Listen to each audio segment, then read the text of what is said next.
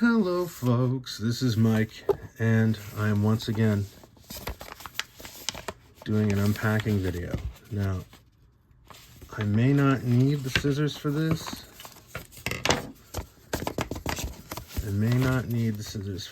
Let's see. Oh, maybe I will. I thought I had that tab where I wanted it, but I didn't. So let's see. By the way, guys, let me know if I'm like somehow irritatingly out of frame too often or anything like that. I can't tell because I am focusing on what I'm actually doing with my hands. So I'm probably missing a lot. And, you know, that speaks to the fact that I'm not a professional YouTuber. So, you know, feel free to comment if you think I'm failing to miss a key point of YouTube unboxing videos. I've just decided to start doing this because I like it and it's fun and I enjoy it. All right, this I have been waiting for, and I have been looking forward to taking a better look at it. I'm just trying to make sure I don't damage it. And by the way, excellent packing. Thank you to the eBay seller for that. So this looks like it's just sealed. And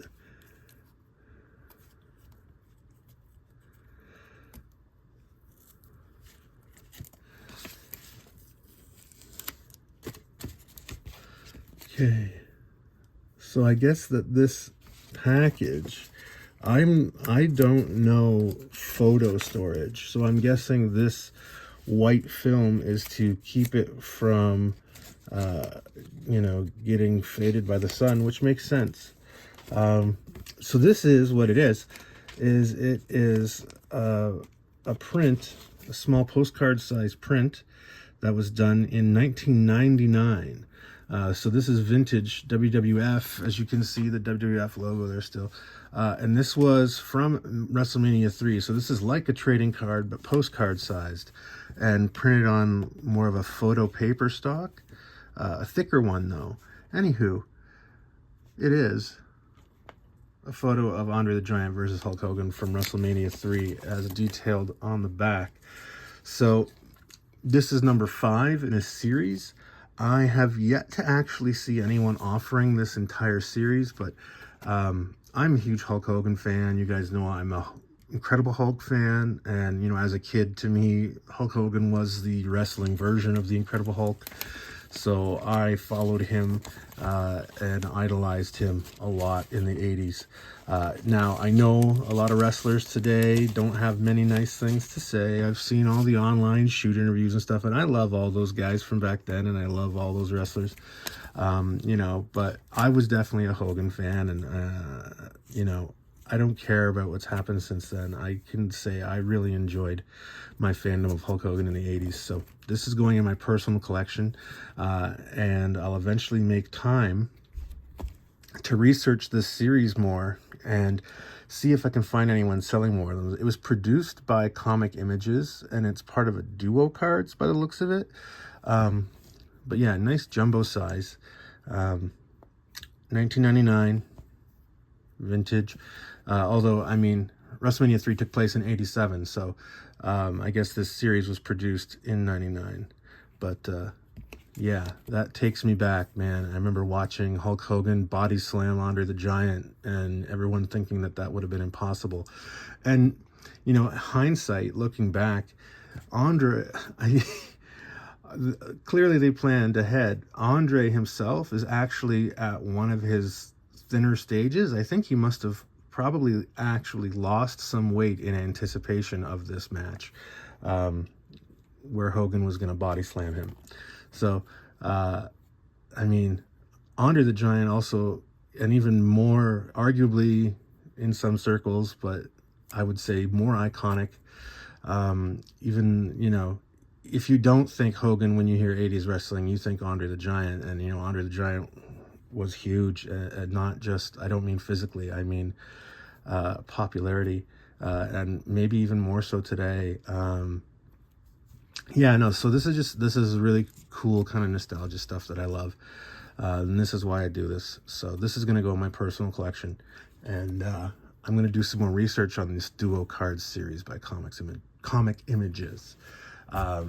You know, Comic Images was not the big trading card company when I was in it as a kid, you know, when I was collecting originally. And it wasn't until later I discovered a lot of their stuff. They were really big in the 80s, but even their later stuff, after they'd kind of been dethroned in the card industry by Skybox and Upper Deck and Impel,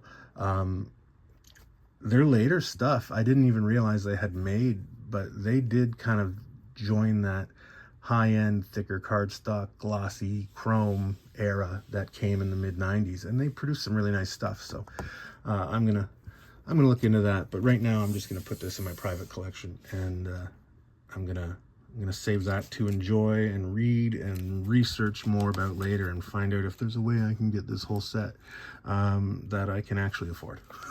So until then, though, thank you for watching. Oh, I almost forgot. See, I'm in the middle of reorganizing all of the storage areas right now, so I really don't have stuff easily on hand to show you that's in the store right now, because I'm trying to compress storage space. But I do have something I keep on my desk here, and I'd love to hear your opinions on it. So this is a Harry and the Hendersons PVC figure, vintage, originally from, what year we got here? 1990.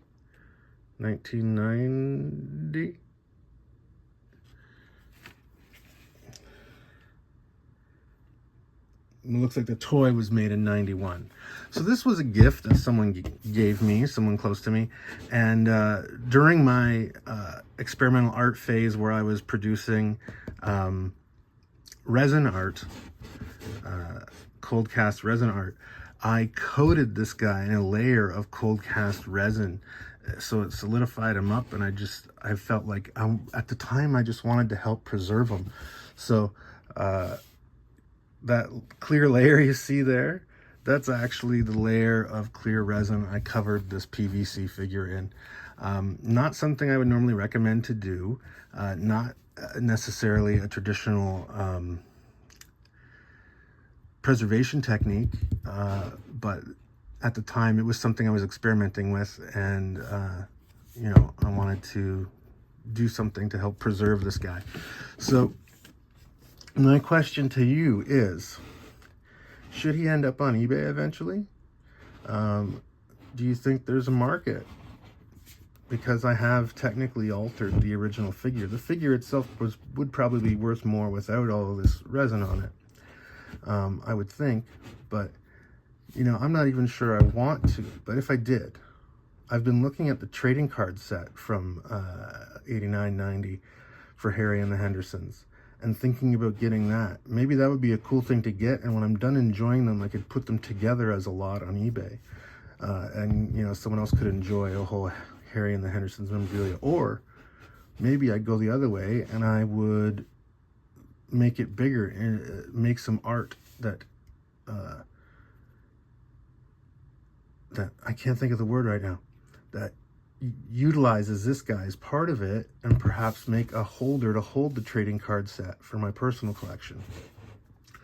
And maybe then I could still sell it like that too, as a one-of-a-kind thing. But I mean, would that be something that someone would buy, and would that be affordable for the average collector? I don't know.